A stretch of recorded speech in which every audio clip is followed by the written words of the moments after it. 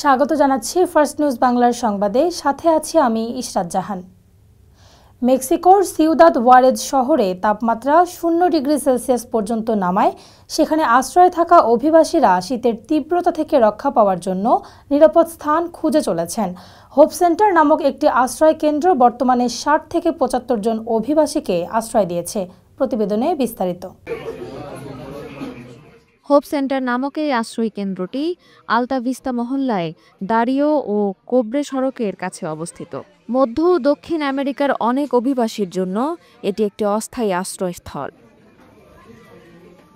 আশ্রয় কেন্দ্রের ভেতরে এক ধরনের সহানুভূতিপূর্ণ পরিবেশ বিরাজ করছে।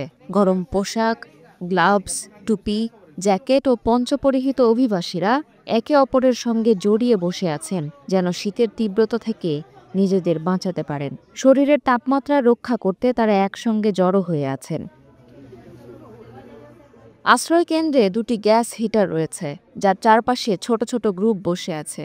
সীমান্তে পৌঁছানোর বিপজ্জনক যাত্রার অভিজ্ঞতা, বাইরের তীব্র শীতের পরিস্থিতি এবং নদী পার হয়ে সম্ভাব্য ভবিষ্যতের বিষয়ে আশা ভরসা নিয়ে তারা একে অপরের সঙ্গে গল্প করে সময় কাটাচ্ছে। হোপ সেন্টার শুধুমাত্র একটি উষ্ণ জায়গায় নয়, বরং সিউদাদ ওয়ারেজের কঠিন শীতে নিরাপত্তা ও সহানুভূতির স্বর্গ হয়ে উঠেছে এই স্থান।